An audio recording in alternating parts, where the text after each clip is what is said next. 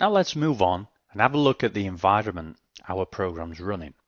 We're going to discuss the work processes and then we'll move on to the structure of an ABAP program.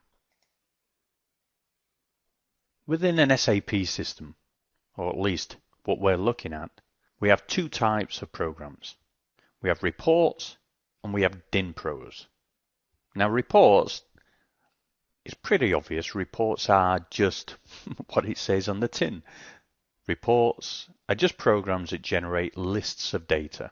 Or maybe they've got a little bit of interactivity in them. But basically, they supply data to the front-end interfaces, the SAP GUI and so on. When a user runs a report, they typically get a selection screen. Once they enter their selection parameters and execute the report, they normally cannot intervene in the execution of the program. The program runs and then displays the output. DINPROs are a little bit different. DINPROs are dynamic programs. They allow the user to intervene in the execution of the program, and they work by processing a series of screens that we call dialog screens. The user determines the flow of the program itself by choosing which buttons or fields to interact with on the screen. Their action then triggers different functions that have been coded within the flow logic of a program. While we're creating reports, we will be generating interfaces that are classed as DINPROs for all our selection criteria. Now don't fret, because most of the work that ABAP people do is actually inside report programs. And even though these programs are classed as reports, they don't always generate output. The report programs are there to process all the logic, reading and writing to the database to actually make your systems work. Let's have a look at work processes. Every program that runs in an SAP system runs on what we call work processes. And these actually run on the application server. Work processes themselves work independently of the computer's operating system and the database that it interacts with. This gives us that program independence that we discussed earlier when looking at the technical architecture of an SAP system. When an SAP system is initially set up, your basis consultants, they're the guys who actually install SAP and keep it running, manage all the memory and so on. They configure SAP in such a way that it automatically sets the number of work processes your programs use when they start. And that's the equivalent of like setting up a predefined number of channels or connections to the database system itself, each of which tend to have their own different properties and different functions. You might come across something referred to as the dispatcher. Your SAP system has no technical limits on the number of users who can actually log on and use an SAP system. Generally, the number of users that can access an SAP system is a lot larger than the number of available work processes that your system is configured for. This is because not everybody is sending instructions to the application server at exactly the same time. It's a bit like the old mainframe time-sharing scenario. And because of this, users cannot be assigned, a certain number of processes while they're logged on. It is the dispatcher that controls the distribution of the work processes to the system users.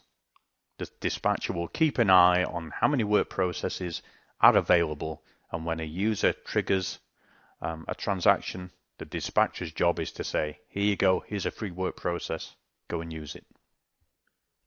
The dispatcher tries as much as possible to optimize things so that the same work process receives the sequential dialog steps of an application. If it can't do this, let's say because the user takes a long time between clicking on different aspects of the screen, it will then have to select a different work process to carry on with the processing of the dialog program. It's the work process that executes an application, and it's the work process that has access to the memory areas that contain all the data and objects that an application uses. It also makes three very important elements available. The first one is the DIMPRO processor.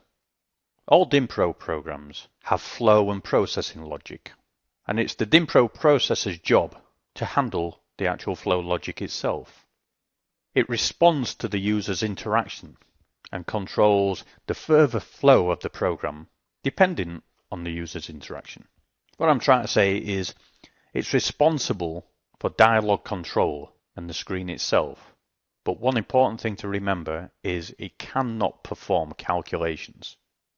It's just there to manage the flow logic of a program. The next important element is the ABAP processor, and this is responsible for the actual processing logic of our programs. It receives screen entries from the DIMPRO processor and transmits the screen output to our program. Now it's the ABAP processor that can perform the logical operations and arithmetical calculations in our programs. It can check authorizations and read and write to the database over the database interface. And it's the database interface that is our third important element. Now the database interface is actually a set of ABAP statements that are database independent.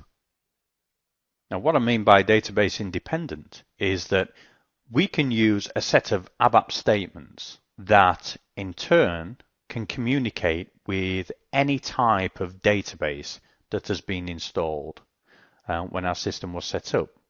So whether it's a Microsoft SQL Server or an Oracle database, we can use the same ABAP statements that is actually called OpenSQL to control all our database reading and writing over the database interface.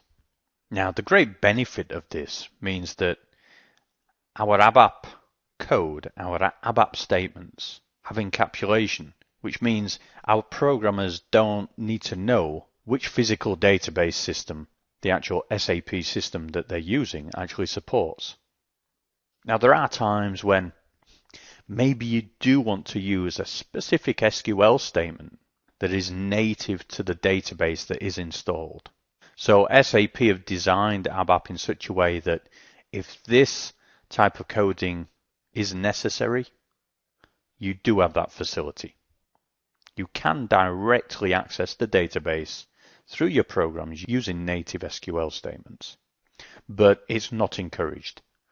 If you're going to be programming ABAP, make sure you use the OpenSQL, because then everybody else that comes and sees your programs afterwards, they'll totally understand what you're trying to do. And I'll just add that normally when systems are set up, your system administrator normally forbids this practice, mainly because of the different security risks and stability risks to the system that you may introduce to your programs.